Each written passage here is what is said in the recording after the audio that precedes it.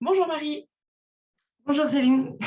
je suis ravie de vous accueillir aujourd'hui sur le podcast.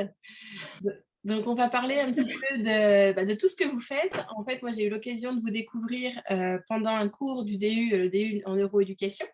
Et j'avais déjà, enfin, je vous avais découvert, entre guillemets, à travers l'ouvrage que vous avez écrit, Entraîner le cerveau à résister. Donc voilà, ça va être notre sujet du jour, l'inhibition et aussi un peu votre parcours et votre travail chez Nathan. Très bien. Déjà, merci à vous de me recevoir pour ce podcast. Alors, est-ce que vous voulez bien commencer par vous présenter et nous dire ce que vous avez fait un petit peu avant votre thèse et comment la thèse s'est imbriquée dans votre parcours? Oui, pas de souci. Donc je m'appelle Marie Létang et j'ai commencé, après mon bac, j'ai été faire mes études à l'université à Caen en psychologie. J'ai fait ma licence en entrant là-dedans en me disant que j'aimerais être enseignante, professeure des écoles. Et en fait, comme je m'étais un petit peu renseignée avant et on m'avait dit que je pouvais avoir n'importe quelle licence pour y aller. Je m'étais dit, pourquoi pas faire de la psycho. Ce qu'il faut savoir, c'est que de la psycho, on n'en fait jamais avant d'arriver à l'université. C'est un petit peu quelque chose d'inconnu. Moi, j'avais rencontré une psychologue scolaire qui m'avait donné envie de me tourner vers la psychologie, mais c'est quelque chose que je ne connaissais pas du tout. Et puis, arrivée à l'université, je me suis rendu compte que ça me plaisait, et heureusement. Donc, c'était plutôt une bonne nouvelle.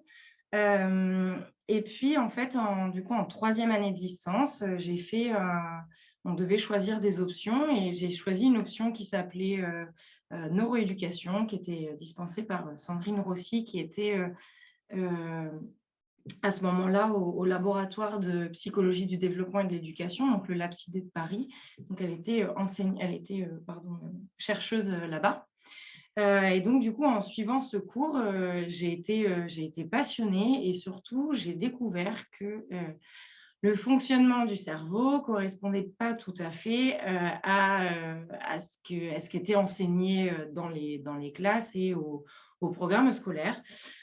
Donc, je me suis dit, vu que j'ai fait cette grande découverte, autant continuer en psychologie en me spécialisant quand même dans l'enfance, l'éducation, etc., puisque c'est quand même quelque chose qui me plaisait beaucoup, à savoir que moi, mes deux grands-parents étaient enseignants, et donc c'est un monde aussi dans lequel j'ai baigné un petit peu toute mon enfance, donc c'est quelque chose qui me parlait. Et donc, du coup, suite à ma licence, j'ai été à l'Université de Paris poursuivre mon master, donc un master de psychologie du développement de l'éducation, du développement cognitif et social de l'enfant et l'adolescent. Ils y allaient pas doucement sur les titres à rallonge. C'est là que j'ai pu rencontrer Grégoire Borst, qui a été mon directeur de mémoire pendant 2 ans, et donc où j'ai pu commencer à me familiariser avec le monde de la recherche en éducation, où on était quand même sur des recherches-actions dans ce laboratoire. Donc, ça, c'est vraiment ce qui, moi, me plaisait. Voilà, j'ai poursuivi mon master. À la fin de mon master, j'avais des options qui étaient professionnalisantes et des options qui étaient de recherche, donc qui me permettaient ensuite de pouvoir, si je le souhaitais, devenir psychologue et chercheuse, en tout cas de m'orienter vers une thèse. Donc, du coup, à l'issue de ce master, j'ai obtenu mon titre de psychologue. Donc, je suis psychologue de formation et j'ai décidé de poursuivre en thèse en me disant que vraiment ce qui m'a poursuivi dans toutes ces années de psychologie, c'était si les études te plaisent, le métier te plaira derrière. Donc, j'ai vraiment poursuivi comme ça. Et puis, du coup, j'ai fait ma thèse sous la direction d'Olivier Houdet et Grégoire Borst. Et en fait, j'ai eu la chance pour cette thèse d'être financée par les éditions Nathan, et plus particulièrement le pôle de Nathan Pédagogie, donc léa.fr, qui ont en fait financé pour moitié ma thèse. Donc, j'étais à moitié au laboratoire et à moitié chez Nathan. Et l'objectif de ma thèse, c'était de faire de la recherche collaborative, donc de vraiment incorporer les enseignants dans le processus de recherche et faire de la recherche en psychologie vraiment sur les centres d'intérêt des enseignants et donc des élèves, et de vraiment faire ça, tout ça ensemble pour que voilà, j'ai vraiment ce pendant de recherche, mais toujours d'éducation qui se mêlent ensemble. Mmh. Voilà comment je suis arrivée là. Ah ouais, c'est intéressant d'entendre tout ça et je ne savais pas que vous vouliez être professeur des écoles à la base. Mais voilà, c'est Ouais. une belle évolution par rapport à votre première idée. Et quand vous dites, recherche-action, vous pourriez préciser ce que c'est pour les auditeurs? Oui, bien sûr. Alors, la recherche-action, c'est le fait de faire participer les enseignants au processus de recherche et c'est surtout de faire la recherche directement dans la classe. Ce qu'il faut savoir, c'est que la recherche classique se fait en laboratoire. Alors, bon, il y a la recherche très classique où ça va se faire vraiment dans une pièce blanche, où tout le monde va être sur le même ordinateur pour qu'on puisse exactement tout bien contrôler. Et la recherche-action, en fait, on va aller directement dans la salle de classe et on va essayer de ce qu'on appelle de la recherche écologique, où en fait, on va essayer d'être dans le contexte de l'élève, donc c'est-à-dire dans sa salle de classe, un enseignant et pas un expérimentateur par élève, etc. Mmh, d'accord. Et votre mémoire, vous l'aviez fait sur quel, sujet? Alors, mon mémoire de première année n'était pas très intéressant pour la suite de ma thèse. C'était sur l'inhibition, les processus d'inhibition. Est-ce qu'ils étaient ce qu'on appelle domaines généraux ou domaines, oui, je vais oublier, domaines spécifiques. Donc, en gros, est-ce que c'est l'inhibition qui contrôle tout ou est-ce que c'est un plus grand tout qui contrôle l'inhibition? Donc, ça, c'était quelque chose qui était quand même assez théorique. Mmh. Et donc, mon mémoire avant de commencer ma thèse, qui en fait a lancé ma thèse, je m'occupais de faire des apprentissages métacognitifs sur la comparaison de fractions. Donc, en fait, au laboratoire, avant que j'arrive, ils avaient détecté que, en fait, c'est en lien aussi avec mon mémoire de L3 que j'avais fait à Caen, donc de troisième année de licence. En fait, on avait détecté que lorsqu'on demande à des enfants de comparer des fractions dont alors attendez, je ne me trompe pas, les numérateurs sont communs, ils vont régulièrement se tromper. Ils vont dire, par exemple, qu'un tiers est plus petit qu'un quart, car 3 est plus petit que 4. Mmh. Et ils ne font pas cette erreur quand c'est les dénominateurs qui sont communs. Et donc, du coup, on a monté un apprentissage métacognitif à faire en classe, donc qui était une séance très courte de 10 minutes, où on expliquait en fait donc, au groupe contrôle, qui est un groupe neutre, où on leur rappelait seulement la règle à suivre. Il y avait un groupe expérimental, donc celui qui était vraiment celui qu'on voulait tester, où dans ce groupe, on expliquait aux élèves à la fois la règle à suivre et à la fois le piège dans lequel il ne fallait pas tomber, donc de comparer le 3 et le 4 dans un tiers et un quart. Et donc, du coup, on a fait des séances comme ça et qu'on montrait qu'en fait, le fait de montrer qu'il y a un piège plus l'associer à un rappel de la règle permet d'avoir de meilleurs résultats que de seulement faire un simple rappel de la règle. Mmh. Et donc, du coup, c'est ce qui a ensuite été une de mes études de thèse ensuite qu'on a ensuite approfondi sur Léa.fr. Mais voilà, tout est parti de là et après tous un petit peu suivi. Ouais. Mais ce qui est intéressant, c'est qu'en fait, vous prenez, voilà, vous êtes spécialiste sur l'inhibition, vous connaissez plein de choses et après vous reliez ça à un cas concret en classe. Oui, C'est vrai que si un enfant n'a jamais entendu parler des pièges dans lesquels il peut tomber, voilà, si on ne sait pas, on tombe dedans, on a plus de risques de tomber dedans, tout j'imagine. à fait. Et si l'adulte, donc le professeur d'école, n'est pas au courant non plus, il ne peut pas aider ses élèves à ne pas tomber dans le piège. Donc en fait, c'est ça qui est intéressant, c'est que il y a le côté connaissance théorique, voilà, vous avez une connaissance sur l'inhibition, mais vous Ouais. reliez cette connaissance à des cas concrets, à la pratique de classe. Ouais. En fait, c'est comme ça que j'ai commencé ma thèse, chez Nathan, où en fait, on a demandé aux enseignants, donc on leur a fait une mini formation et conférence sur qu'est-ce que l'inhibition, quel est le rôle de l'inhibition. Et en fait, on leur a expliqué ce qu'était une heuristique. Donc, je ne sais pas si j'ai besoin Ça serait peut-être d'expliquer ou bien, hein, si... oui, pour les Ok, auditeurs, parce je veux que bien que vous en fait, l'expliquiez. j'ai vu sur vos chaînes qu'on parlait déjà beaucoup d'inhibition, donc je voulais... Oui, mais Alors, je ne donc, sais pas quels épisodes ils ont écoutés, donc allez-y. il y a pas de souci. Donc du coup, on part du principe, donc c'est la théorie d'Olivier Audet, qui est la théorie des 3 systèmes, où il part du principe que pour raisonner tous les jours, on a besoin de 3 systèmes de pensée. Donc, il va y avoir le système 1 qui va être le système des heuristiques, qui va être un système très automatique, qui va fonctionner très bien, très souvent, mais pas toujours. Et ensuite, il va y avoir le système 2, qui est le système des algorithmes. Et là, on va dire, c'est un système qui est plus lent que le premier. Et là, on va dire que voilà, il est plus lent, mais qui permet d'aboutir toujours à la bonne réponse. Donc, c'est vraiment quelque chose qui est la règle à utiliser. Et on va avoir du coup le système 3, le système de l'inhibition, qui va venir donc bloquer le système 1, la pensée automatique très rapide, mais qui peut induire en erreur, et permettre au système 2 de s'exprimer. Donc un exemple très rapide, c'est par exemple quand les élèves vont écrire je les pilote et qui vont mettre un S à pilote. En fait, ils utilisent l'heuristique après les je mets un S qui fonctionne très bien très souvent, mais pas dans ce cas. Donc en fait, ils doivent utiliser leur système 3 d'inhibition pour bloquer cette heuristique et activer la règle orthographique qui est j'accorde le verbe avec son sujet.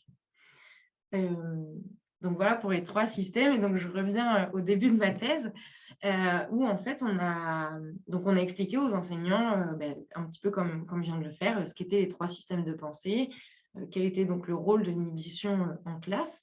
Et on leur a dit, on leur a donné quelques exemples d'heuristiques et on leur a dit: «Maintenant, dites-nous, vous les heuristiques que vous observez dans vos classes, donc quelles sont les erreurs qui ne sont pas dues à un manque de connaissances, mais à un manque d'inhibition, donc que vous observez dans vos classes». Donc, on leur avait demandé également la prévalence, donc dans quelle classe c'était, dans quel contexte et quelle proportion d'élèves faisaient cette erreur dans la classe. Donc ça, c'était vraiment notre base de départ pour la thèse. Donc, le nom de ma thèse, je pense qui est pas anodin, c'était du labo à la classe. On était vraiment sur un aller-retour où on partait de connaissances théoriques du laboratoire et de connaissances pratiques de la classe et qu'on associait entre eux et où on faisait faire des allers-retours entre les deux. Donc, c'est pour ça que maintenant, chez Nathan, il parle du labo à la classe. C'était votre invention à vous, votre petit travail. Exactement. En fait, suite à ma thèse, pendant ma thèse, on a créé une nouvelle collection chez Nathan qui s'appelle Du labo à la classe, du coup, et où mes ouvrages étaient les premiers de la collection et qui maintenant a bien, bien grandi. Oui. Et c'est un titre bien parlant, en fait. On comprend tous ce que ça veut dire. Ouais. Et ce qui est intéressant, c'est que là, j'ai échangé avec pas mal de jeunes professeurs des écoles ces derniers temps. Et en fait, le plus gros reproche qu'ils font à la formation initiale, c'est d'apprendre des choses qui ne vont pas être réutilisables dans leur contexte. Enfin, beaucoup de théories, mais qui Ouais. ne se relient pas à des cas concrets de la pratique. Et là, en fait, avec l'inhibition, vous, c'est tout l'inverse. Donc, c'est ça qui est génial. Oui, c'était vraiment l'objectif, c'était en fait, on appelle ça de la recherche participative. Mhm. C'était vraiment de travailler main dans la main et de faire des allers-retours entre, voilà, ce qu'on voulait, c'était pas juste dire aux enseignants: «Voilà ce qui marche dans vos classes, appliquez-le et puis on verra». On était vraiment dans quelque chose de non prescriptif où on voulait vraiment discuter avec eux. C'est ce que Grégoire Borst dit toujours, c'est qu'on est peut-être les experts des sciences cognitives, mais on n'est pas expert en pédagogie. Alors, on n'est pas au niveau zéro non plus, on va Oui, oui, pas, oui, oui. mais voilà, les experts de la pédagogie, c'est les enseignants. Et rien que pour le début de ma thèse, qui est le plus à même de savoir quelles sont les erreurs que font les élèves en classe? C'est typiquement les enseignants. Donc nous, on n'a pas d'expertise là-dessus. Et du coup, on a vraiment besoin des enseignants et c'est pour ça. Et c'est vraiment très important. En tout cas, pour moi, quand je me suis lancée dans ma thèse, c'était une des premières choses que j'avais dit à Grégoire Borst, c'est je veux impérativement faire de la recherche-action, travailler avec les enseignants. Je ne veux pas être enfermée dans mon bureau au laboratoire et leur dire ce qui fonctionne et ce qui ne fonctionne pas, quoi. Ouais, ouais. Non, c'est une super démarche. Et vous avez dit, enfin, je crois que vous aviez trouvé une soixantaine d'heuristiques dans le. Donc, est-ce que vous pourriez nous donner d'autres exemples? Oui, alors on va voir par exemple, dans les nombres décimaux, donc je vais essayer de ne pas m'emmêler les pinceaux. Il y a des élèves qui vont dire que 3,6 est plus petit que 3,334 parce que 334 est plus grand que 6. Mmh. Alors ici, il y a 2 heuristiques. Donc ça, on a découvert qu'il y avait 2 heuristiques. C'est parce qu'il y a des recherches, vraiment plus fondamentales qui ont été faites au laboratoire, en parallèle. Donc avec des tests, qui étaient faits, sur ordinateur avec, des temps de réaction. Enfin, on était vraiment au millième de seconde près. Donc c'est, heu Emma au laboratoire qui a fait ça. Et en fait, on a vu que les 2 heuristiques, c'était longueur égale nombre. Donc plus le nombre est grand, en taille, plus il est grand, en grandeur numérique. Donc ça, c'est une heuristique qu'on retrouve en fait, déjà, très petit, que l'heuristique longueur égale nombre, en fait, les élèves l'ont, enfin les enfants l'ont, dès qu'ils sont petits, ou par exemple, si on leur demande, si 7 jetons, très écartés Ouais, sont c'est plus très gênant. grands que 7 jetons très serrés, ils vont dire que les 7 jetons plus écartés, il y en a plus que les 7 jetons très serrés. Mmh. Donc ce qu'on voit, c'est qu'arrivé en CM1, CM2, 6e, cette heuristique, elle est toujours présente chez les élèves. Et la deuxième heuristique, c'est en fait de comparer les nombres décimaux comme, enfin la partie décimale comme des nombres entiers, où ils vont dire que voilà, 334 est plus grand que 6, Mmh. et donc que 3,334 est plus grand que 3,6. Mmh. Donc là, ce qui est dur aussi, par exemple, quand on a voulu travailler sur des apprentissages métacognitifs, donc leur dire, quel était le piège, c'est là que c'était compliqué, parce que du coup, on avait 2 heuristiques qui étaient en jeu et tous les élèves n'avaient pas la même heuristique. Donc ça, c'est vraiment en travaillant avec les enseignants qu'on peut le débloquer. Et en vous écoutant, je me demande, est-ce que, je ne sais pas, si on avait attiré l'attention de l'enfant en maternelle, longueur n'égale pas le nombre. Enfin, ce n'est pas vrai. Ouais. Est-ce que ça aurait aidé à ce qui, je sais pas moi, à casser cette fausse croyance et pour faire en sorte qu'ils ne tombent plus dans le piège pour les nombres décimaux quand ils sont plus grands? Probablement. En fait, alors on a essayé enfin, on aimerait le tester, mais c'est assez compliqué puisque, bah, comme vous l'avez dit, ça veut dire, toucher les élèves en maternelle, puis Ouais. après aller jusqu'en CM1. Et ça, c'est des recherches qui sont très compliquées à mener, très coûteuses, en termes de temps et de finances.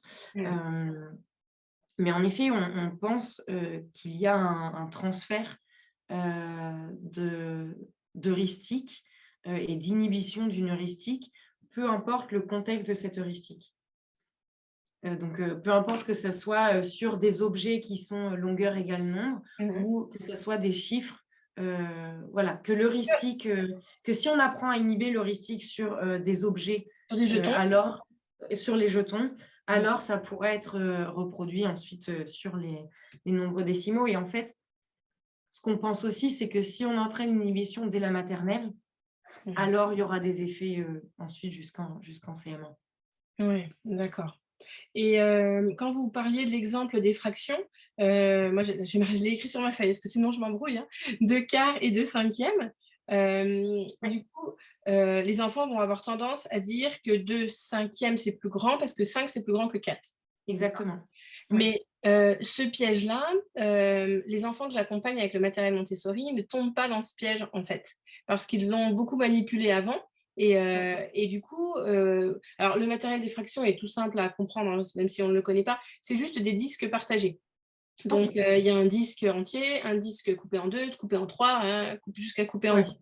Et du coup, on leur présente ce matériel, on fait plein d'activités avec et du coup, enfin, ça serait intéressant mon expérience avec mes ateliers Montessori est trop petite pour dire quand je travaille avec des enfants avec ce matériel, ils ne tombent pas dans le piège.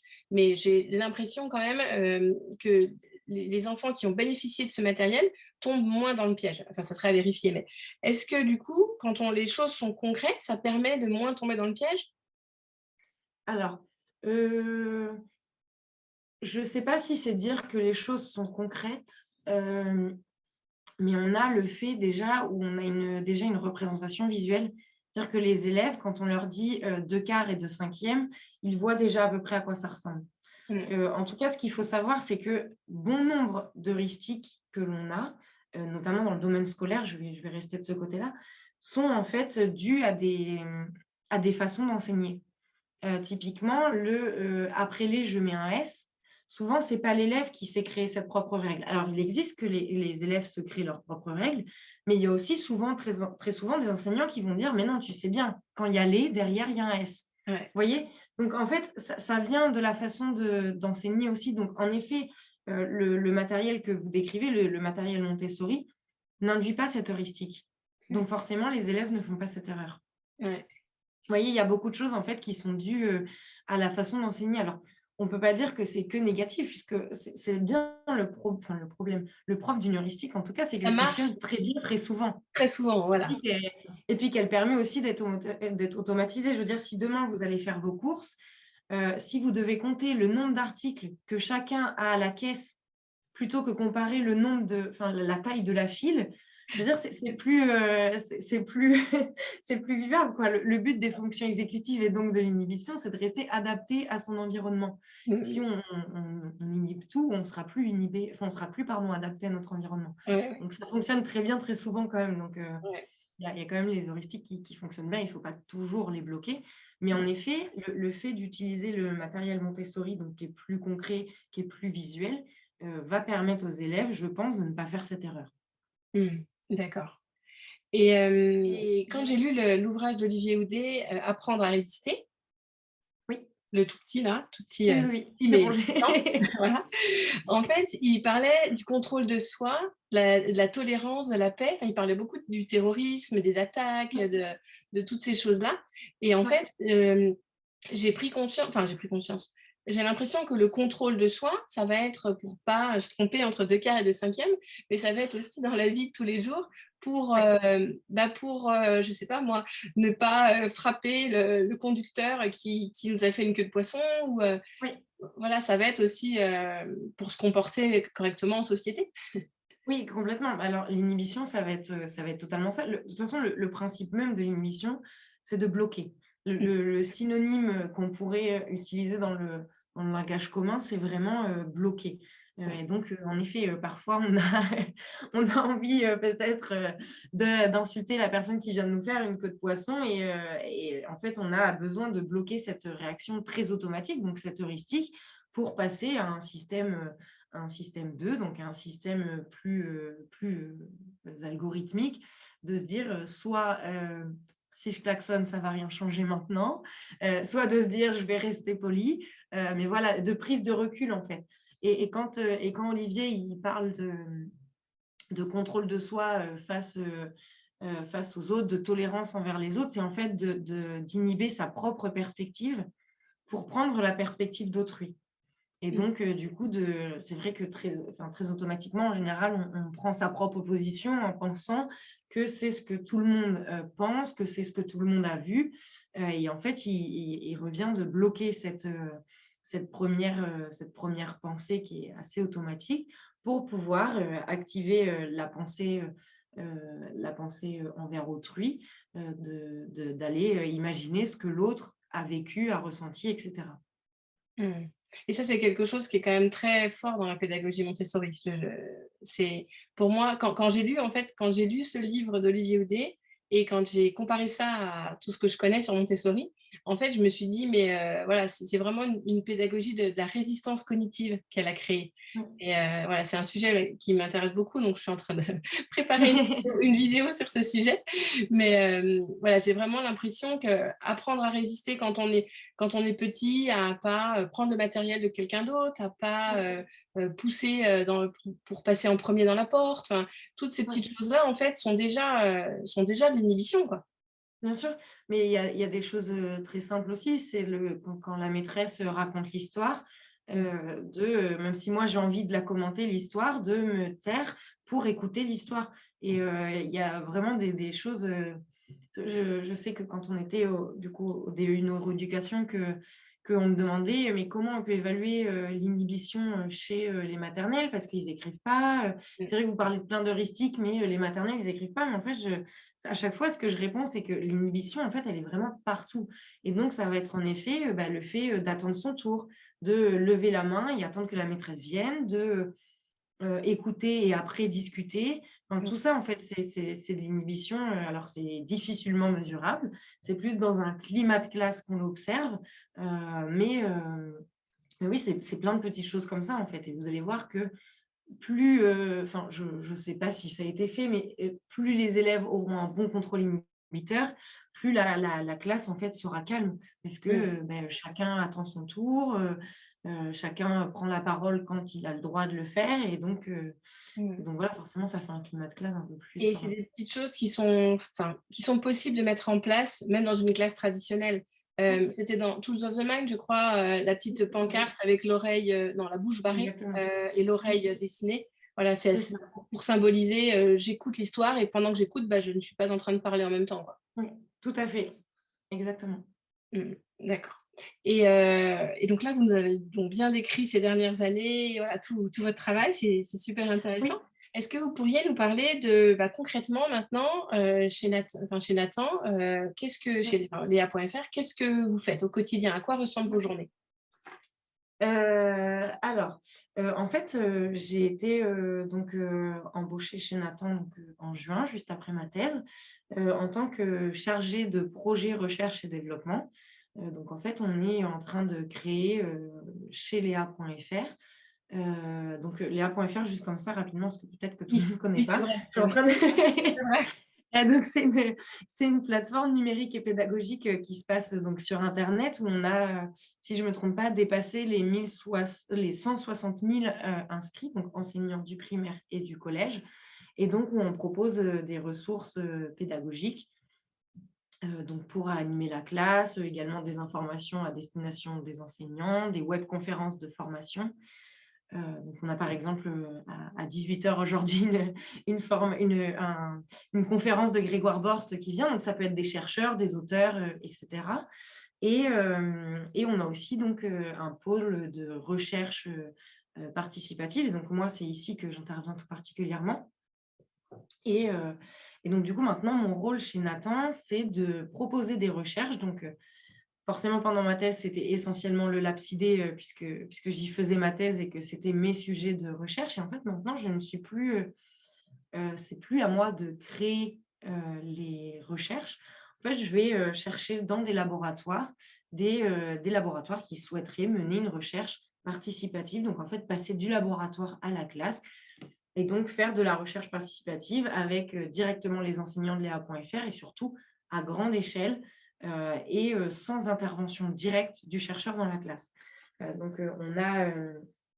a commencé cette année donc cette année, on a le Lapsidé qui travaille toujours avec nous. On a le laboratoire de l'université de Lausanne qui est dirigé par, Catherine Thévenot, avec qui on travaille sur le comptage sur les doigts l'hypothèse de base, c'est est-ce que si j'apprends à mes élèves à utiliser leurs doigts, pour faire des simples additions, donc 3 plus 4, puis après je recompte le nombre de doigts que j'ai, est-ce que ça va les aider ensuite, à être plus performants, par rapport à ceux qui n'apprennent pas, cette technique? Et on travaille également avec un des laboratoires de l'université de Rennes 2, qui est dirigé par Pierre Perrier, donc en sciences de l'éducation et sociologie, où là, on travaille autour de questions de coéducation, donc de relations entre, le parent et l'enseignant sur, comment favoriser ces relations au bénéfice de l'élève. Donc on est toujours au bénéfice, de l'élève. Et donc, voilà, maintenant l'objectif, c'est sur Léa.fr de pouvoir proposer des recherches participatives sur de plus nombreux sujets qu'avant, puisqu'avant c'était très focus inhibition quand même, et puis avec, différents laboratoires et à la fois permettre aux enseignants de mener une recherche dans leur classe et de pouvoir s'exprimer autour de cette recherche et à la fois pour, des chercheurs de pouvoir faire de la recherche à grande échelle, et de la recherche participative. Parce qu'en fait, il faut savoir que c'est très compliqué à mener, sans une plateforme, comme Léa. Et en fait, quand on le fait en général, sans Léa.fr, c'est à l'échelle, d'une région, ou d'un Mmh. département ou d'une académie. Et là, en fait, on a la chance de pouvoir, toucher toute la francophonie. Et donc, j'avais encore, je regardais ce matin, on a une nouvelle expérimentation qui va commencer, au collège et j'ai des classes qui sont aux États-Unis, par exemple, en fait. C'est des Mmh. lycées enfin des écoles françaises et voilà, on peut vraiment toucher un panel immense. À chaque fois qu'on mène une expérimentation, il y a toutes les académies de représenter et ce qui fait que, forcément, les résultats de nos recherches, sont un peu plus solides dans le sens où on a vraiment une grande représentativité et pas, juste, que des écoles parisiennes où Mm. voilà, comme on a pu avoir, je ne dis pas que ce ne sont pas des bonnes études pour autant, hein, mais Oui. forcément, il y a une plus grande représentativité. Et Et ça, sûrement c'est plus d'écoles, plus de classes qui participent ouais, aussi, j'imagine. complètement. Il faut savoir qu'une recherche, en général, on est à maximum 10 classes. Mm. Et là, sur Léa, on est, bah, là, je vois l'expérimentation qui commence la semaine prochaine au collège. On a aujourd'hui plus de 200 inscrits, plus de 200 classes inscrites. Donc, il Mm. faut savoir aussi, alors comme dans les recherches habituelles, mais plus sur Léa, c'est qu'on va avoir aussi une baisse de ce nombre. On va commencer à 200 et on va peut-être finir à 150 classes parce Ouais. que, bah, comme ce n'est pas un chercheur qui intervient dans la classe, eh ben, déjà, l'enseignant peut tomber malade. Il y a l'enseignant qui peut, bah, finalement, j'ai pas le temps de le prendre ou ça m'a pris trop de temps et j'ai pas pu le suivre. Il y a également l'enseignant qui dit, bah, non, j'ai pas réussi à suivre le protocole à la lettre, Ouais. donc je vais pas poursuivre. Voilà, on a ce qu'on appelle la mort expérimentale. On en a un petit peu plus que, oui, c'est pas très élégant. On en a, on en a un petit peu plus que dans une recherche, je dirais, de laboratoire. Ouais. Mais voilà, on finit quand même avec 150 classes à la fin de l'expérimentation, ce qui nous permet vraiment d'avoir de très beaux résultats et d'avoir des résultats qui sont vraiment très significatifs. Et ça, c'est vraiment quelque chose qu'on a découvert au cours de ma thèse et qui continue d'avoir. Donc, on est très content. Et c'est super d'offrir l'opportunité aux enseignants de s'intéresser à la recherche, de participer à la recherche. Pour leurs élèves aussi, c'est une motivation intéressante. Ouais. Et vous êtes la première à avoir fait ça en France ou j'ai l'impression que c'était pas beaucoup développé là? Non, alors, en France, je suis la première, en tout cas à l'avoir fait à aussi grande échelle Mm. et je ne parlerai pas en mon nom parce que j'ai pas assez voyagé pour ça, mais ce que Grégoire disait, c'est qu'en fait, un éditeur qui fait de la recherche avec des laboratoires comme on le fait, chez Léa, d'après lui, c'est assez unique, au monde. Alors, on prend des pincettes parce que voilà, on n'a pas pu faire, tout le tour du monde, mais c'est en tout cas, très rare ce qu'on fait. Et du coup, on en est très content. Et en fait, ce qu'il faut savoir aussi, c'est que quand moi je me suis lancée dans cette thèse, on n'avait aucune idée que ça allait fonctionner. On en était persuadés, on l'espérait très fort, mais on n'avait du coup aucun modèle sur qui se baser, sur comment faire. Et donc voilà, maintenant, ça fait 4 ans et demi qu'on fait ça et voilà, on est vraiment parti de rien, d'une ambition qui s'est révélée vraie et tant mieux pour ma thèse en tout cas, parce que je pense que j'aurais du mal à écrire. Mais voilà, on est vraiment parti de pas grand-chose et on est très content du coup d'en être arrivé là et de pouvoir le développer aussi Mm. autant. Ce que vous voulez dire, c'est si les enseignants n'avaient pas répondu présent, en gros, ça ne fonctionnait pas, quoi, c'est ça? Bah, alors, on aurait pu à la fois avoir les enseignants qui ne répondent pas présents. Et donc là, je me serais tourné tous les pouces pendant ma thèse. Et puis, on aurait pu avoir aussi le fait que faire de la recherche participative ne fonctionne pas. Il faut savoir que actuellement, dans la recherche, dans les études qui sont publiées, il y a une étude sur 10 de laboratoire qui est reproduite en conditions de classe réelles. Ah oui. Donc, on avait une chance sur 10 presque que ça fonctionne. Et Mm. je pense que ce qui, chez nous, fait que ça fonctionne, c'est peut-être pas la totalité de la raison, mais le fait qu'on ait Léa.fr avec vraiment un suivi. Moi, j'envoie des mails, je dois tomber dans les spams parfois. J'envoie des mails toutes les semaines aux enseignants pour vraiment les guider, leur donner la main pour qu'ils fassent tout. On leur donne des séances qui sont prêtes à enseigner. Donc, c'est pas juste voilà ce que vous devez faire dans vos classes, c'est on leur écrit un petit peu le discours qu'ils doivent avoir dans leur classe, on leur fait des FAQ pour qu'ils puissent avoir des éléments pour répondre, que ce soit à leur direction, aux parents, aux élèves, vraiment on les guide de très près. Voilà, s'ils nous posent une question, en général, dans les 24-48 heures, on leur a répondu. Enfin, ils sont Mm. très guidés, très encadrés. Et donc, voilà, il n'y a pas d'intervention directe du chercheur dans la classe, Mm. mais il y a quand même une grande implication des chercheurs. Ouais, un soutien vraiment fort et qui leur Ouais, permet de faire cette recherche, enfin d'appliquer ce qu'on leur demande dans de bonnes conditions, quoi. ouais, complètement. Non, c'est vraiment une bonne opportunité pour les enseignants et c'est en même temps, j'y vois plusieurs avantages et ça leur permet de se former. Parce que pour l'inhibition, bah forcément, vous leur en avez parlé avant, et ça fait un peu comme une mini-formation. Donc, je suis Ouais. contente de faire découvrir tout ce que vous faites sur le podcast. Parce que Non, les- non, complètement. En fait, on fait des formations de 2 types.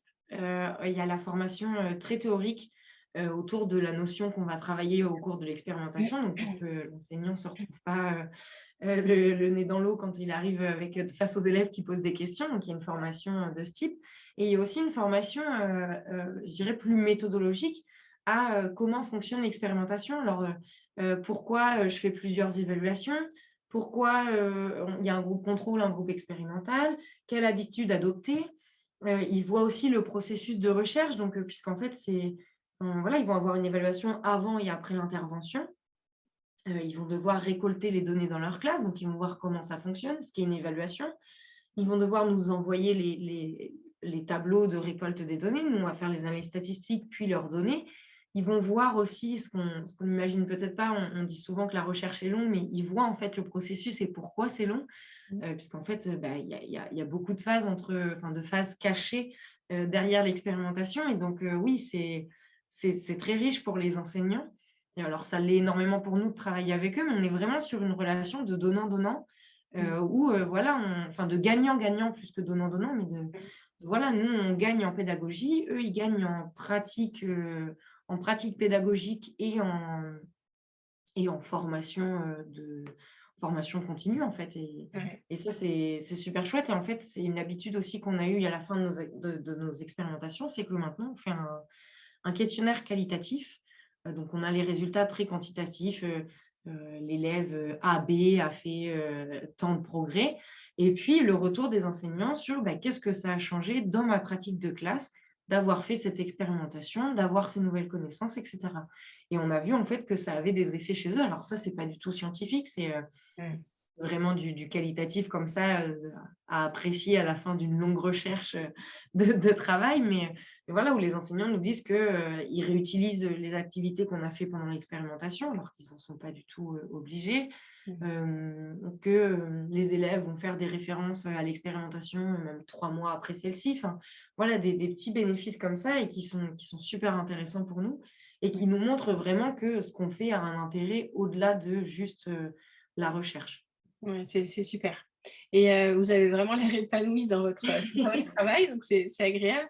Qu'est-ce qui vous plaît le plus et voilà, qu'est-ce qui vous motive? Qu'est-ce qui vous enthousiasme autant? Alors, maintenant, c'est de guider des chercheurs. Enfin, il y a plusieurs choses, hein, mais c'est tout d'abord de guider, je vais faire dans l'ordre chronologique, en fait, de comment ça se passe, c'est de guider les chercheurs à faire de la recherche participative. C'est que maintenant, je me retrouve, typiquement la recherche participative qu'on fait avec Catherine Thévenot, et ben, cette chercheuse, en neurosciences était, jury était jury à ma thèse. Donc elle est, 10 fois plus experte que moi sur, toutes les sciences cognitives et les neurosciences, et pour autant, j'arrive à lui apporter une mini expertise et à l'aider à faire de la recherche participative avec toute son équipe. Alors elle aurait très certainement réussi sans moi, mais, voilà, j'ai un peu cette fierté de pouvoir, aider des personnes à faire de la recherche participative. Ce qui fait que du coup, on apporte des nouveaux contenus, sur Léa.fr. Sur Léa.fr, ce qui me motive, Heu, c'est à la fois les retours des enseignants, le nombre d'inscrits qu'on a et l'enthousiasme des enseignants quand on leur propose une nouvelle recherche. Ce qu'il faut savoir, c'est que depuis que j'ai commencé, on a un nombre grandissant d'inscrits, et pas, on aurait pu se dire, on a eu cette crainte de se dire: «Bon, ils vont peut-être en avoir marre cette fois des sciences cognitives», et en fait, c'est pas le cas. Les enseignants sont toujours, aussi présents, toujours aussi nombreux. Donc ça, c'est vraiment beh, ça motive en tout cas à venir le matin et à travailler. Et puis, la dernière chose, qui me motive, c'est comme là, on est en train de faire, c'est de pouvoir, partager les résultats, de pouvoir, discuter ensemble, de ce qu'on a fait, de pouvoir, du coup rebondir sur les résultats qu'on a eus pour améliorer la recherche, en faire de nouvelles. Et donc, voilà, et puis de transmettre du coup des nouvelles choses aux enseignants et surtout de leur dire: on a fait une nouvelle découverte scientifique grâce à vous et surtout maintenant, vous savez comment utiliser ces connaissances dans votre classe. Parce qu'en Ouais. fait, c'est ce qui est énormément reproché à la recherche et je le conçois tout à fait, c'est ce que vous disiez un petit peu tout à l'heure au cours des formations, c'est on nous dit, ce qu'il faut faire. Mm. Donc, par exemple, on va dire, faut faire, du apprendre à apprendre parce que ça aide les élèves. Alors, on va vous montrer plein d'études scientifiques qui montrent que faire du apprendre à apprendre, ça aide les élèves Mm. et puis, la conférence, la formation va s'arrêter là. Faites-le dans vos classes. OK, Ouais. mais je fais comment? C'est pas si facile. Je suis pas chercheur, et puis, j'ai pas envie de dire des bêtises non plus à mes élèves et Mm. donc c'est en ça que Léa, c'est super et de faire ces recherches collaboratives, c'est que voilà, on est parti de ce constat et l'année dernière, on a monté une expérimentation avec, 2 chercheurs enfin avec pardon, je dis des bêtises, avec 2 enseignants justement, où, ces enseignants du coup, ils sont enseignants en mathématiques et en lettres modernes et en fait, ils ont construit avec nous, 6 séances de apprendre à apprendre comment fonctionne mon cerveau Ah, bah, et c'est puis, Jérôme Hubert et exactement Émilie et Dufour, Émilie, ouais. Descombiac, oui. Ouais, d'accord. Oui, je crois que vous les avez eus. Oui. Et donc du coup, voilà, ils ont mené leur recherche, qui a eu des super résultats, au collège et là, ils sont en train d'écrire un ouvrage du coup, comment, alors attendez, enseigner, comment fonctionne, le cerveau, comment apprendre, pardon, enseigner comment apprendre, qui va sortir en donc fin mai et où, bah, voilà, on va pouvoir donner clé en main les outils aux enseignants pour répondre aux questions des élèves sur, parce que c'est vrai, en fait, ça part vraiment de ce constat vraiment mais idiot sur on va écrire dans le bulletin aux élèves, «Sois plus attentif en classe». Ouais, Mais mais comment comment? je fais pour être plus attentif? Et donc là, vraiment, on a une cinquantaine de séances, donc en général, 15 minutes à mener en classe vraiment clé en main. On a, le discours de l'enseignant, le diaporama, le document élève, on a vraiment tout clé en main, prêt à enseigner et du coup, voilà, on peut maintenant répondre, aux questions comme ça des Mm. enseignants et ça, c'est enfin, voilà, ça, c'est quelque chose qui est super motivant, c'est de voir qu'on n'a pas tapé, à côté et qu'on est vraiment, dans le milieu et qu'on on répond à une demande, même pas forcément qui nous a été faite, mais qui est Ouais, globale dans le monde de l'enseignement. Et ça, c'est vraiment top. bon, bah, ça fait plein de fierté, super. J'ai l'habitude de terminer l'épisode par un coup de cœur ou un coup de gueule, mais je crois que le coup de cœur, ça y est, vous l'avez fait en fait. Tout ce que vous aimez dans votre métier, tout ce que ça vous apporte. Ouais. Non, oui, vraiment le partage avec les enseignants, c'est vraiment ce que je préfère et du coup, si je pourrais avoir un coup de cœur, ce serait vraiment d'avoir été aussi bien accueillis, parce qu'on sait qu'il y a eu une très grosse fracture, dans les dernières années entre, neurosciences, sciences cognitives et éducation et de voir que le lien est pas totalement perdu et qu'il peut être reconstruit, et qu'il est en train de l'être dans tous les cas et ça fait vraiment plaisir et de voir aussi qu'on réussit à happer des enseignants qui sont plutôt anti, sciences cognitives ou en tout cas pas pro sciences cognitives et Mm. qui nous rejoignent et qui du coup voient que c'est pas, juste parler du cerveau, c'est parler du cerveau en lien avec les apprentissages. Donc Ouais. ça, en effet, je vous disais au début que j'avais pas de coup de cœur, mais en effet, c'est ça mon coup de cœur. Bon, moi, j'ai pas l'habitude d'en partager un, mais là, je vais le faire quand même. Non, pas demain, vendredi, mais bon, ça sera pas vendredi pour quand les auditeurs écouteront l'épisode, hein, mais c'est pas grave. Vendredi, je vais visiter le laboratoire de Solange Denervaux à Lausanne. D'accord. Ah bah Donc, super. voilà. Donc, comme la recherche m'intéresse, et ben, du coup, je vais pouvoir voilà, faire un peu le lien entre les deux. Et Marie, du coup, on va terminer par un livre, si vous avez un livre à nous partager. Oui, alors en toute modestie, non, bien sûr vraiment pour la classe, «Entraîner le cerveau à résister» qu'on a coécrit avec, Julien Gabarchenon qui est un conseiller pédagogique. Je le recommande vraiment pour les enseignants qui veulent se lancer parce qu'il est clé en main, donc c'est pour les enseignants, de maternelle et élémentaire. Et sinon pour les enseignants qui souhaiteraient se former, sur un petit peu le b.a.-ba du cerveau et des apprentissages, c'est, tout simplement l'ouvrage d'Olivier Houdet et Grégoire Borst qui s'appelle «Le cerveau et les apprentissages», donc qui est édité chez Nathan dans les repères pédagogiques. Vous l'avez? Je vais modifier un petit peu mon écran et comme ça, vous le verrez tout en haut. Le rose, hein, c'est celui-là. Oui, Ouais. enfin là, c'est la pédagogie, je crois que vous avez. C'est Le, le bleu? le cerveau et les apprentissages. Ah, je ne l'ai pas vu, mais oui. Ouais. Donc c'est ça, le cerveau et les apprentissages, en fait, qui est en en fait, qui est répartie en 2 parties. Une partie vraiment très théorique, où, vous allez avoir, les bases de la lecture, des mathématiques, du stress et cetera, et une partie, plus,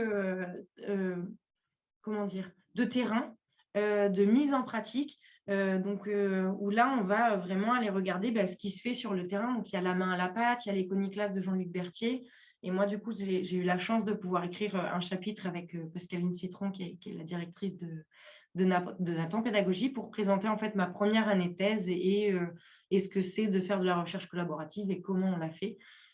Et vraiment, cet ouvrage est un peu une petite bible, des sciences cognitives, à destination du grand public et particulièrement des enseignants. Voilà. Ouais, et puis très agréable à lire parce que c'est pas que du texte, quoi. Il y a des Non, illustrations. complètement. Enfin, voilà, ça Oui, donne oui, envie.